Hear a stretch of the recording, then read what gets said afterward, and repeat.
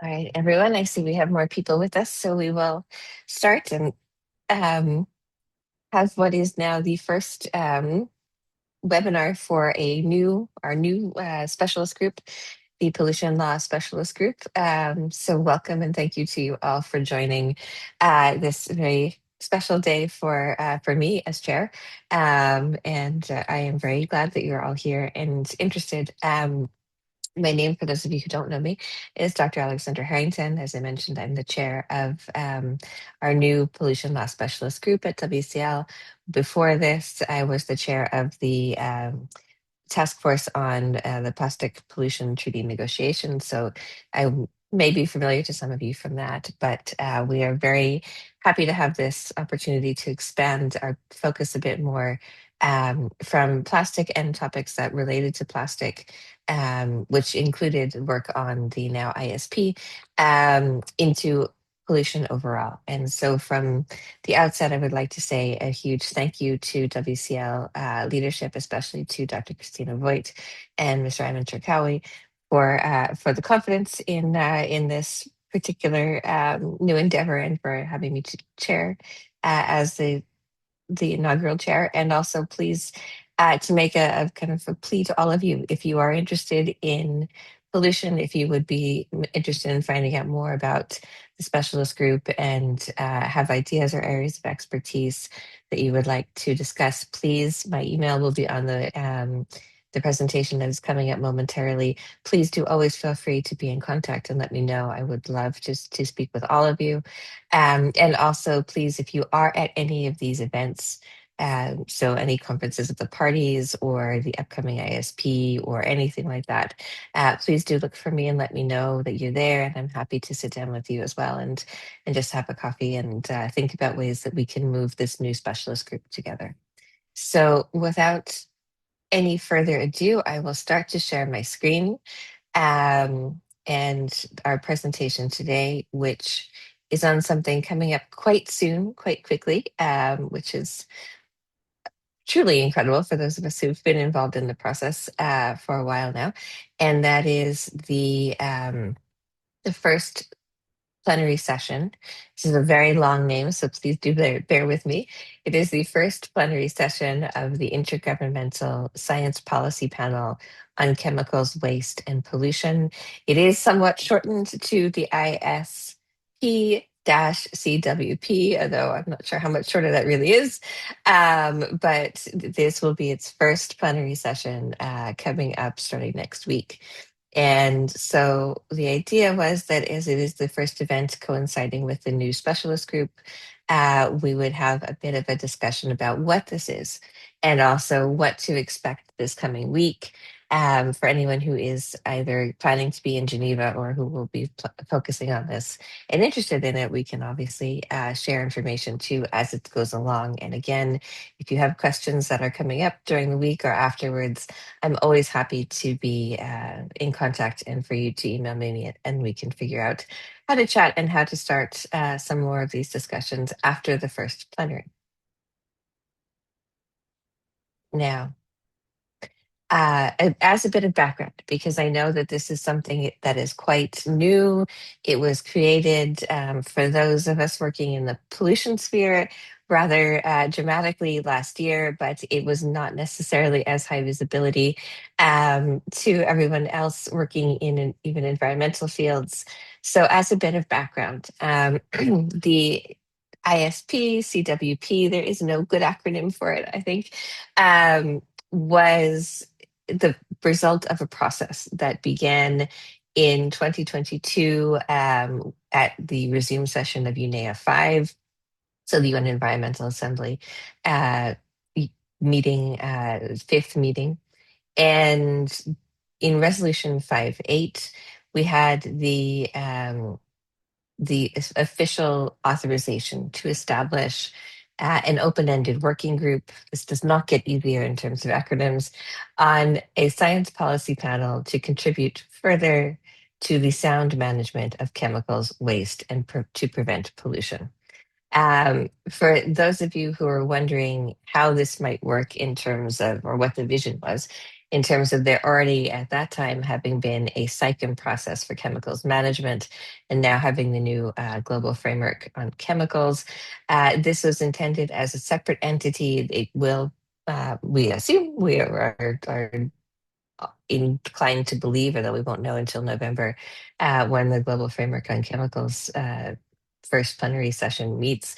But it is assumed that they will work together and inform each other. But these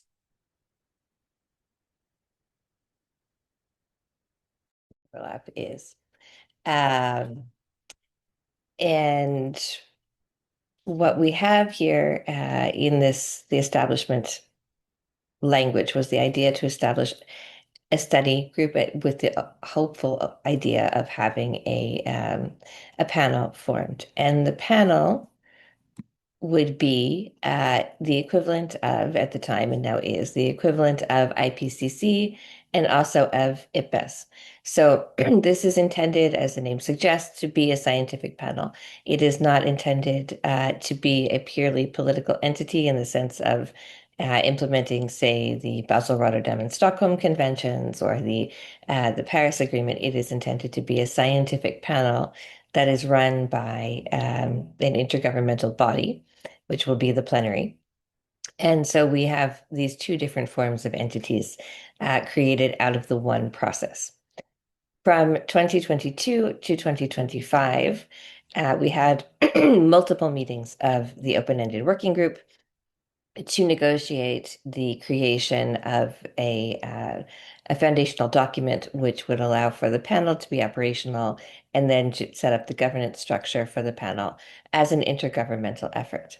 So this was a meeting of states that were interested, as well as observer entities, including IUCN and WCEL were there from the outset. So we were very much involved in it and a part of these negotiations, particularly with, at that time, looking forward at chemicals and other products going into plastics and the correlations with plastics itself.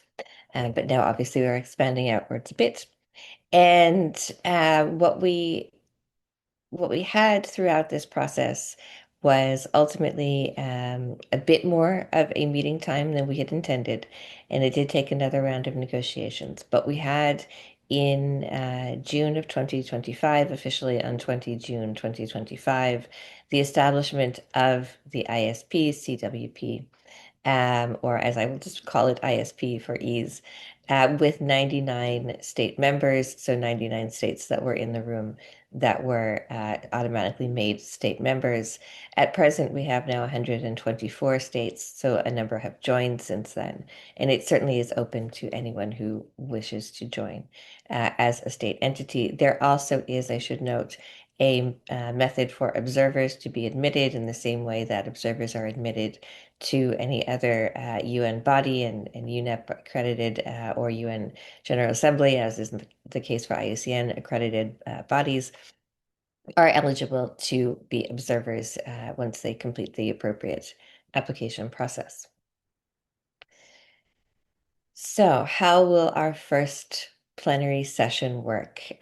This is what we know so far, and it is information on this is available through a number of different documents on the ISP-CWP website. If any of the documents that I discussed now relating to how this will function, or the actual documents to be discussed, are of interest, please again do let me know. I'm happy to share those with you.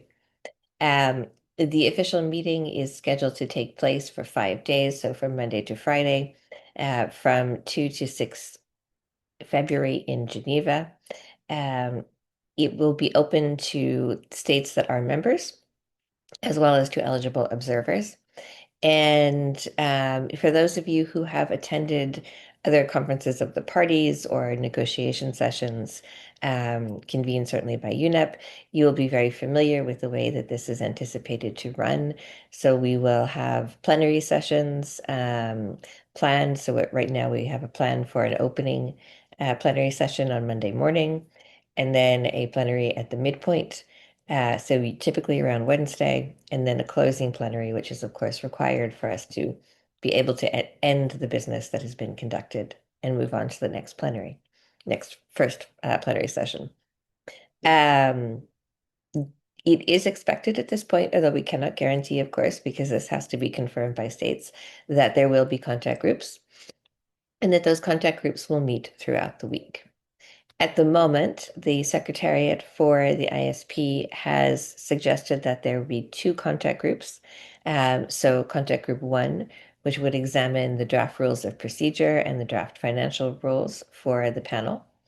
And then contact group two, which would examine the draft processes and policies for the panel, as well as the potential for intersessional work between the first plenary session and the second plenary session. Um, it is also expected that the first plenary session will address the issue of electing Bureau members. So members from state party members from each geographical region within the UN geographical region structure that will take up seats on the Bureau and serve as a guiding and governing body for the future processes of the ISP itself. And I'm sure there will be some other issues that come in as well as we get through that. But those are some of the main topics that we know will be addressed. The plenary sessions will be open, as will the contact groups, for observers to attend, and obviously states also to attend. In case you are wondering, for any states that are not officially members, but who are interested in attending and perhaps deciding whether to become members, they also do have a place as well, and they are able to join and to be present and also to participate as observers. And so we do know that that may be a possibility for some states at this point. Um, in terms of the conduct itself, just to know who can say what, um, it is rather standard in the planning. So we would have a conference of the parties like structure or an international negotiations like structure where states will have the first right to speak and will have the primary role of speaking and where appropriate negotiating. As we will see, there are some bracketed text issues to negotiate and discuss in both the plenary session and in the contact groups. And then there will be places for observers to have more limited interventions once states have finished giving their intervention. And of course, presuming that there is actually time to allow this to happen. So it is very much, again, a standard process in this way for those of you who are familiar with the UN system. Now, the foundational document for the ISP-CWP is, of course, it's creating document, and that was the official document that was adopted in June in Uruguay to allow us to now have this new body. I should, however, mention that there is a structure. I will go over the structure, but that there are a few issues remaining with it. It is unlikely that they will be fully resolved at the first plenary session, but there are a number of brackets that do exist around certain areas of this foundational document. And brackets are things I know that those who work in the negotiation space will know and most likely not love. But for a general kind of understanding, when you see bracketed text in any context, so whether it is the foundational document here or any of the documents we will discuss, whether it is inserted during a negotiation session or a conference of the parties, plenary or contact group session, or whether it is in any other document you're looking at, bracketed text in this context means that the text has not been agreed to. So at least one party, if not more, has either said, we are proposing this, and others have not agreed to it yet, or it has been proposed in, for example, negotiation language carried over from a previous session, and at least one, if not more, member states have said we object to this being included. And in that case, we put brackets around it. So it is used to indicate that there is not an agreement. And so whatever the terms are in those brackets are not legally binding at this point. And because the foundational document is not the legal equivalent of a treaty text in the sense that it is binding on member states, but it's binding in terms of their commitments to what is going to be the new panel and what is going to be the plenary governance approach system. But this is not a legally binding instrument to the same extent as, for example, the newly adopted BB&J agreement. We could move forward from Uruguay in June with having some brackets in place. And so that is how we have gotten here with the foundational document that still lacks some clarity in all of its legal terms. So as it is currently set out now, we have four different sections. We have section 1 on scope, object, and functions of the panel. I should note that this is bracketed in its entirety. So there still is some lack of agreement as to whether or not we should have this particular section in the foundational document, as well as various terms within it that are subject to continued debate. But this is very much still a contentious topic. And if it does come up again, which it is not scheduled to, but if it does, that could be an open area of discussion. The other three remaining headings are much more agreed upon in their contents. So section 2, which would of course be section 1 if for some reason we take out the current section 1 in the future, is on operating principles and approaches of the panel. Section 3 is on institutional arrangements for the panel. So here we have a number of different bodies that were created as a result of the foundational document, including the governing and decision-making body of the panel, which is known as the plenary, the Bureau to have governance and oversight, the subsidiary bodies and potential for subsidiary bodies to be created, and we'll hear more about that shortly, as well as the Secretariat, and also financial arrangements for the panel. And those will also be discussed briefly towards the end of this presentation. And finally, in section 4, there are provisions relating to the evaluation of the effectiveness of the panel to make sure that the products it is producing in terms of scientific reports, data and knowledge management, etc., are up to the standards that are expected of the panel itself. Now, as I mentioned, these are some of the issues. I want to go over them again because there are so many.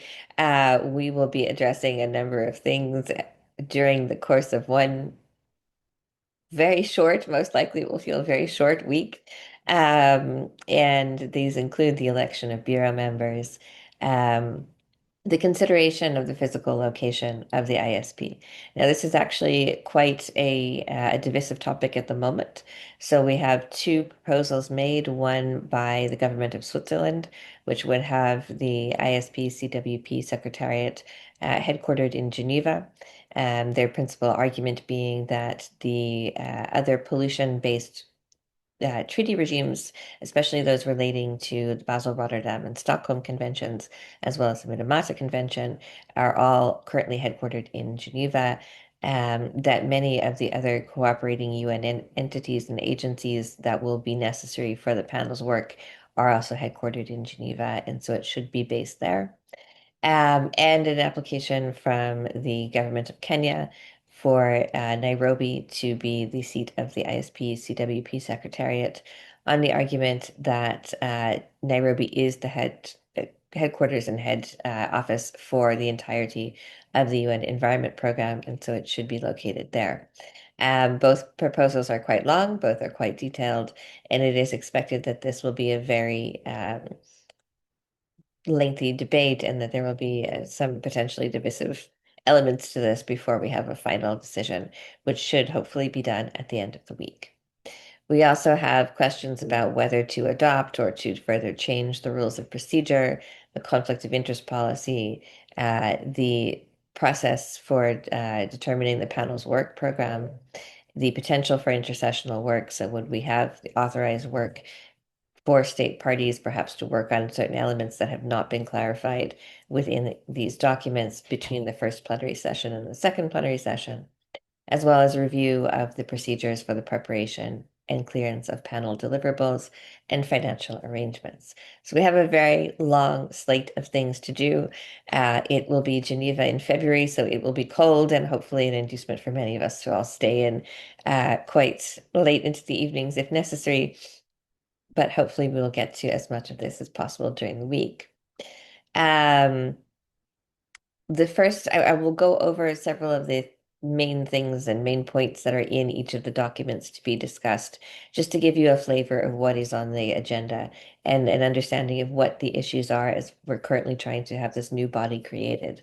So we will start with the rules of procedure and then move outwards. And the rules of procedure really are amongst the most, I think, critical on the schedule at this point on the agenda in terms of allowing us to move forward as a governance body, as well as then allowing the panel to start to be created and to start to do its work, its scientific work, its technical work, away from the purely legal and political elements of the negotiation and implementation process.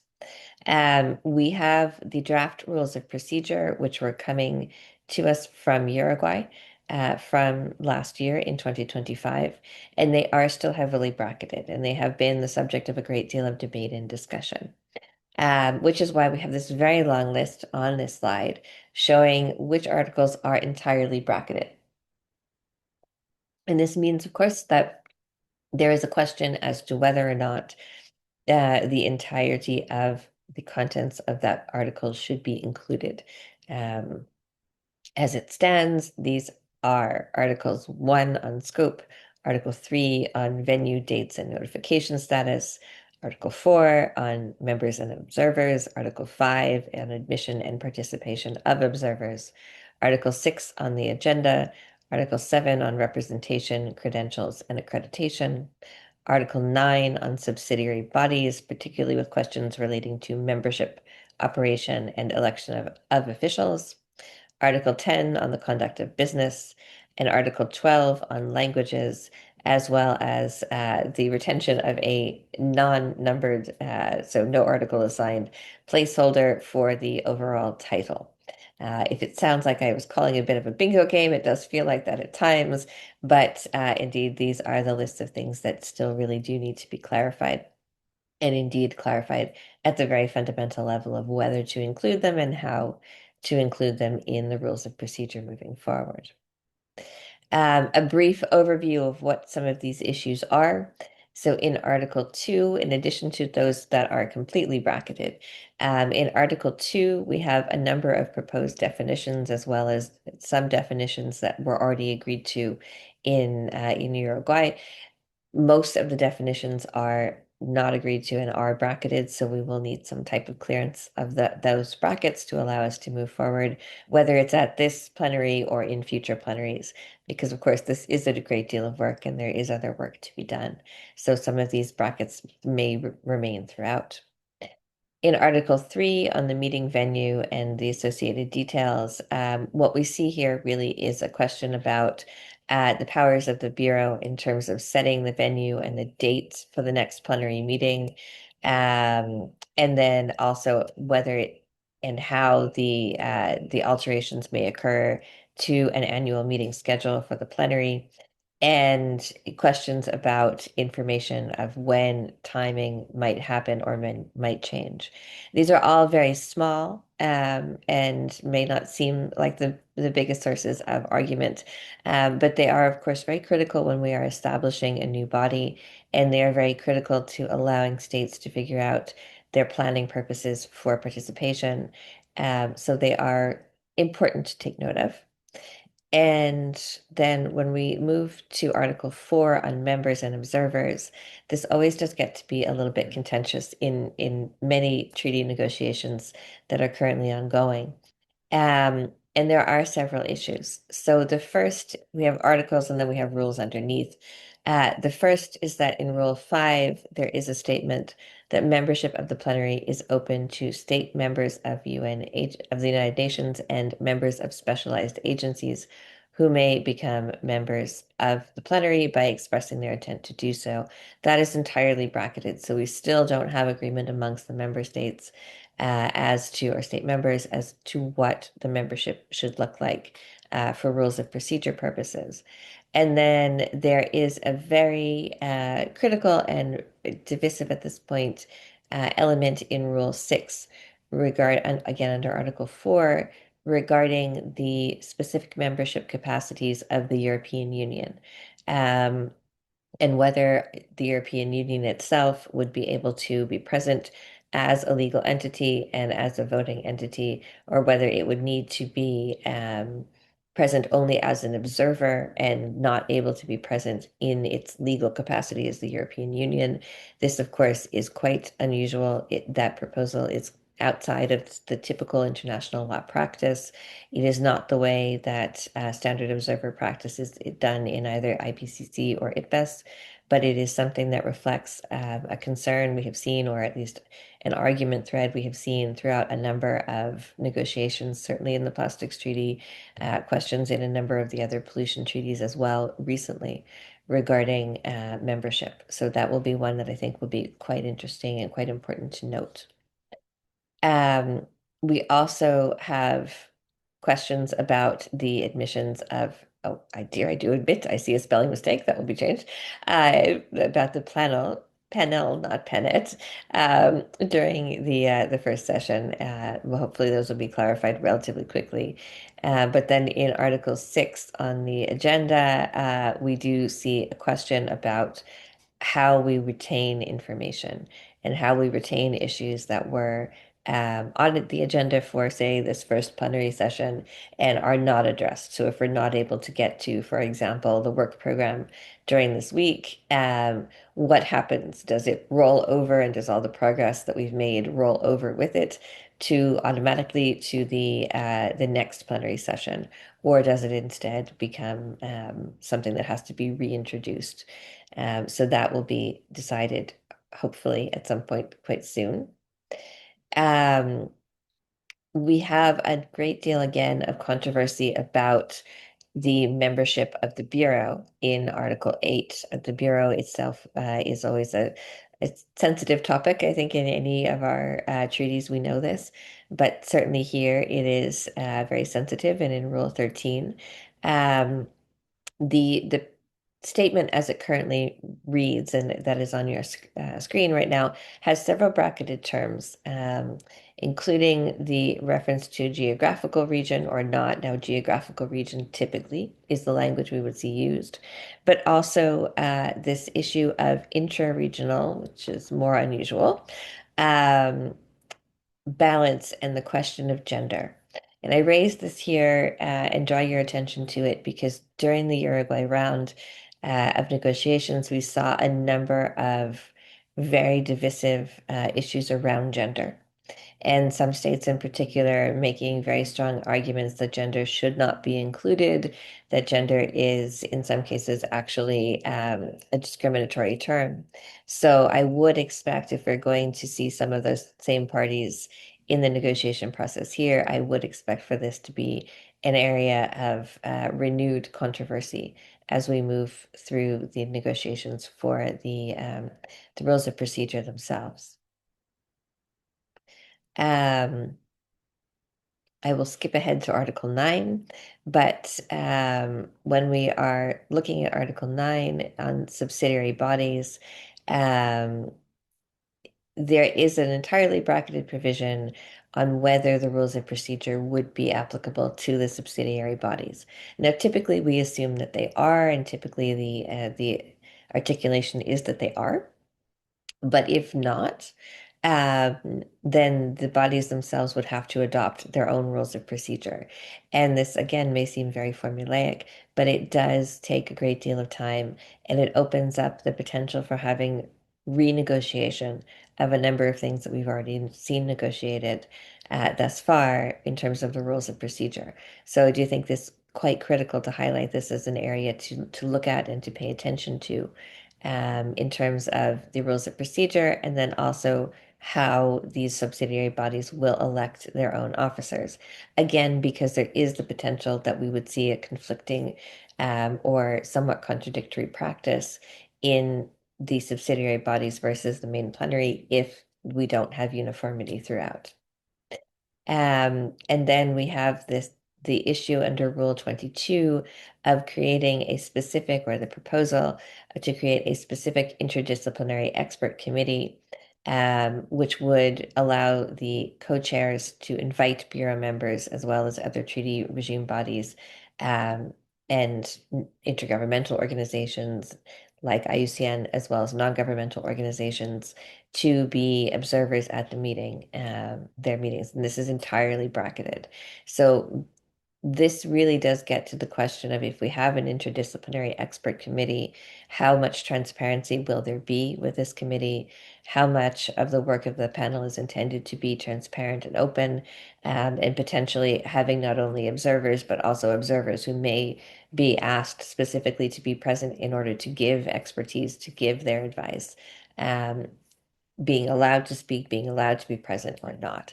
So this is one that certainly from an IUCN perspective and from the perspective of observers will be quite critical to look at as we move forward. That also relates to Article 10. And in Article 10, we have bracketed provisions on whether or not there would be a requirement that the plenary meetings and the subsidiary bodies be held openly and in public, while the Bureau's meetings would be held in private. The standard practice is that, of course, the plenary bodies are open.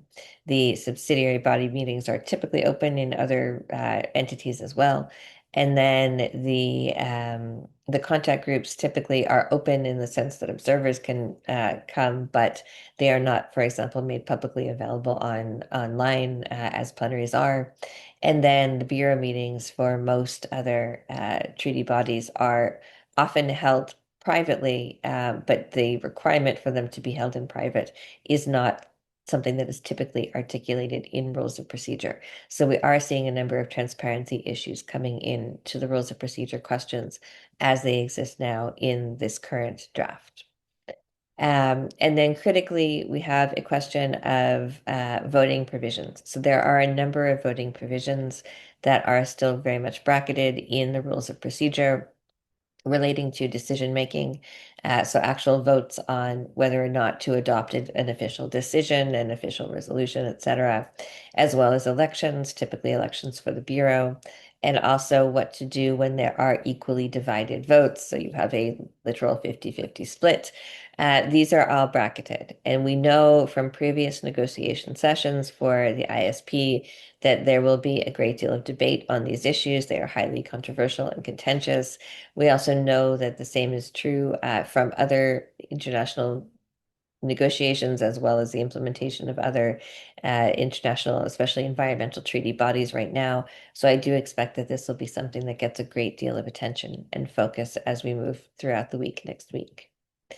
Um, Similarly, I would just point this out to you because it's more unusual, and I think it is more reflective of a concern that we have seen coming out of international law practices in the treaty regime space recently, and that is the idea of languages. And so, as many of you will know, we have the six official UN languages. Um, Arabic, Chinese, English, French, Spanish. Um, what am I forgetting? I am forgetting one. Russian. My alphabet is a bit strange this morning. But when we have a plenary, when we have everyone together, we have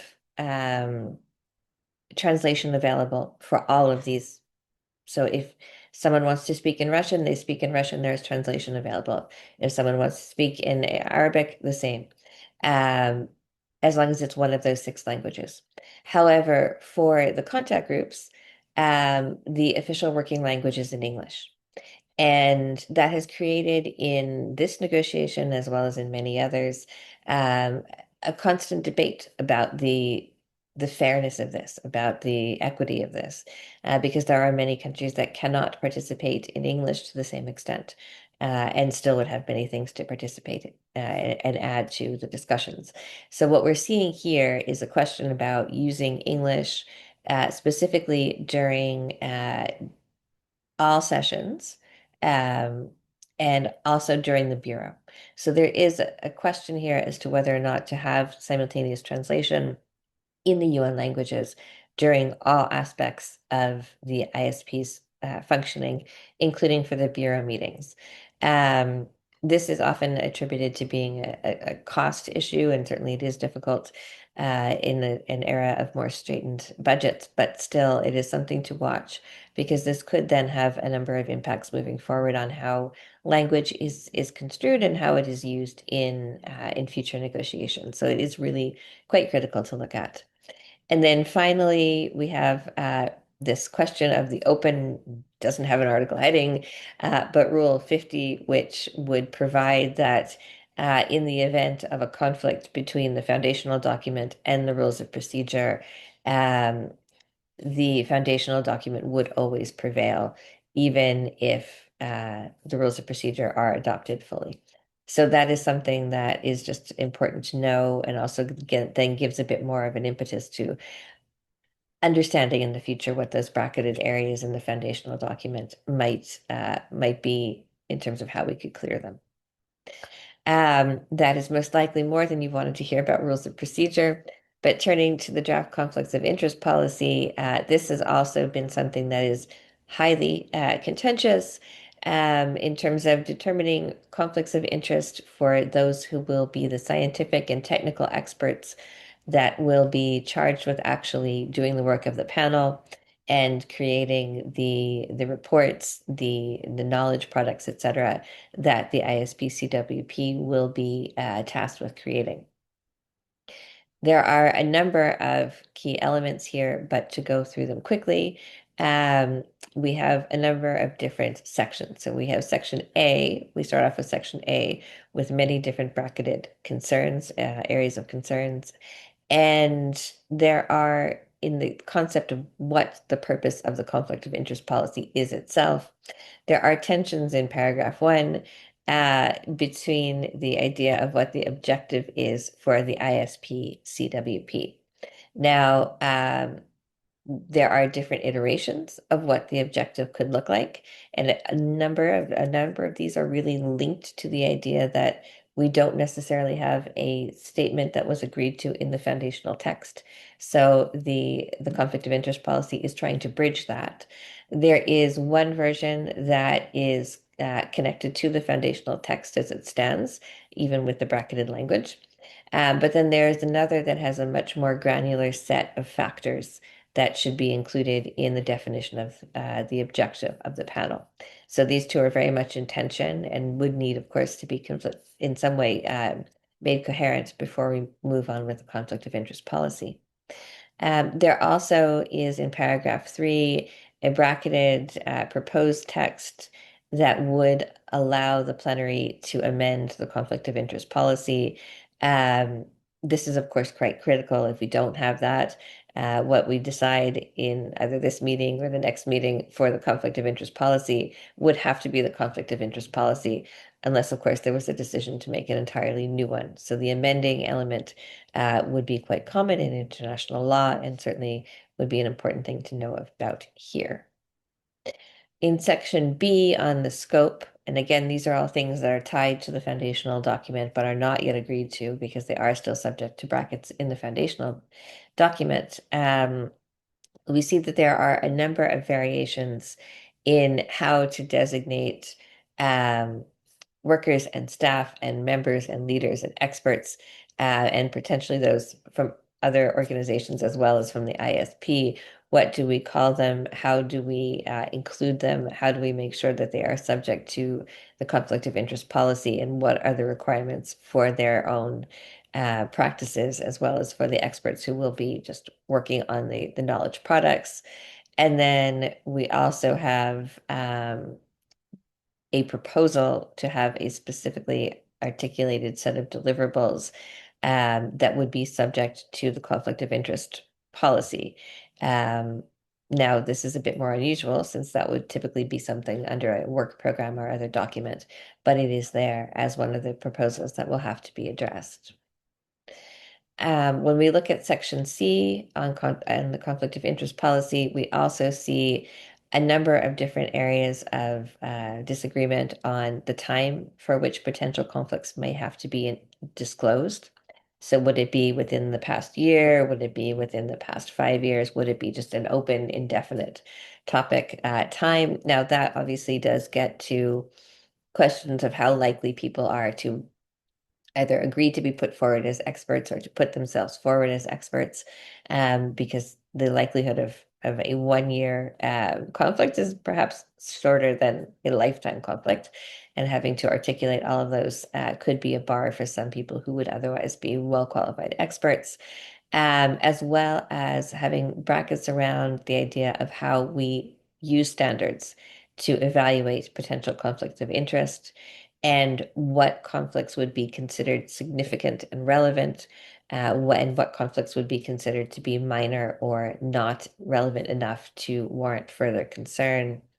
And then also there is a question within this section as to whether or not there would be the creation of a specific committee on conflict of interest that would be one of the subsidiary bodies envisioned under the foundational document. We also do have an annex to the conflict of interest policy that has a number of different elements about what would happen if we did have that committee, what would its powers be, what would its relationship be to the Bureau and to the Independent Expert Committee. Also, what would the reporting periods be specifically for the Bureau and the Interdisciplinary Expert Committee?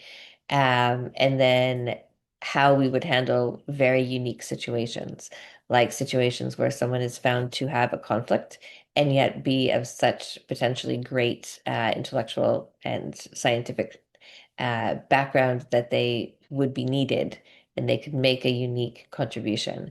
So there would be a feeling that the conflict could be managed so that they could bring that expertise in.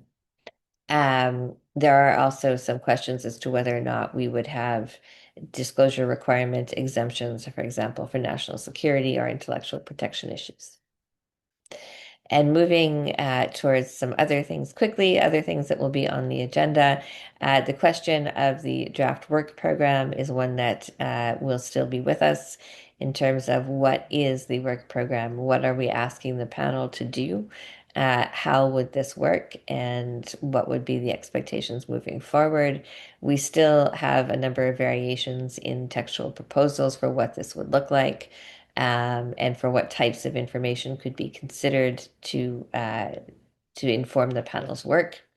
Um, and we move on to the draft procedures for the preparation and clearance of panel deliverables.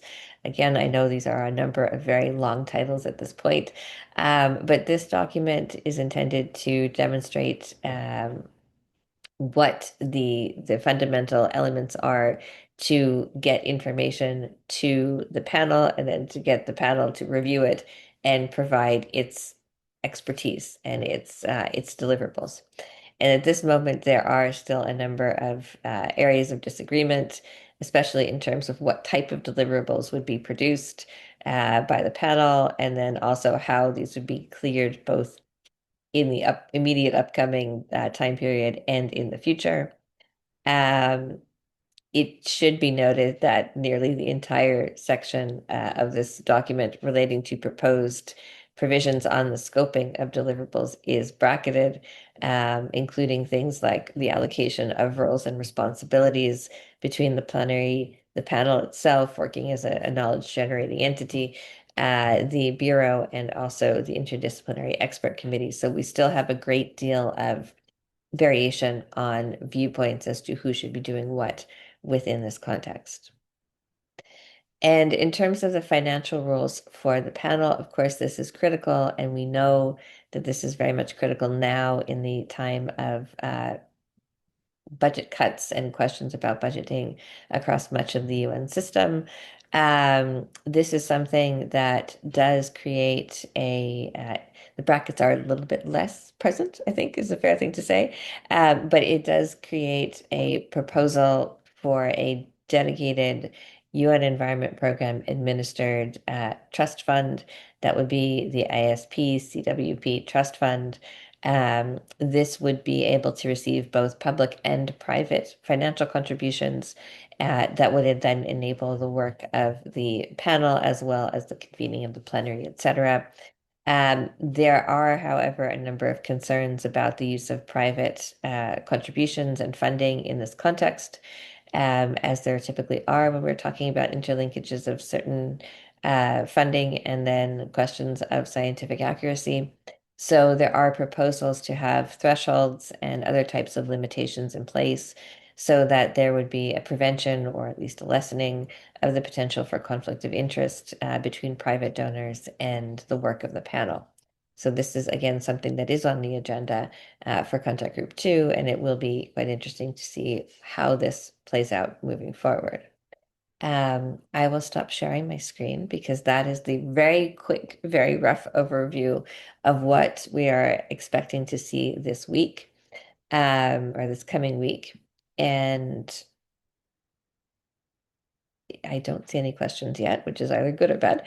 But I do think it is important for us to know about this, not only for the pollution context, but also more broadly because this is one of the now three bodies that will be generating knowledge that can be used in a number of different circumstances and fora as we move ahead in the environmental law sphere. And it's certainly the one that will be focusing on pollution to the extent that it's an entirely focused entity along with chemicals and wastes, rather than having pieces of pollution that we know are very critically linked to things like climate change or biodiversity loss, but having that being tangential. So it will be very technical over the course of our first meeting and probably our first few meetings.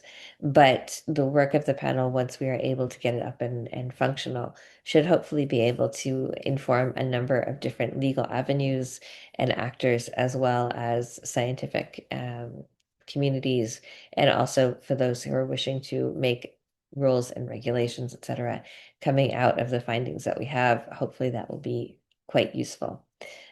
So it will be a lot, but I am hoping will be a much better opportunity for us to have a lot more information shared publicly on pollution, on aspects of pollution that many of us have been working with for a long time, but have not been able to see as widely spread as other aspects because we didn't have this type of panel as we have for IPCC and IPBES.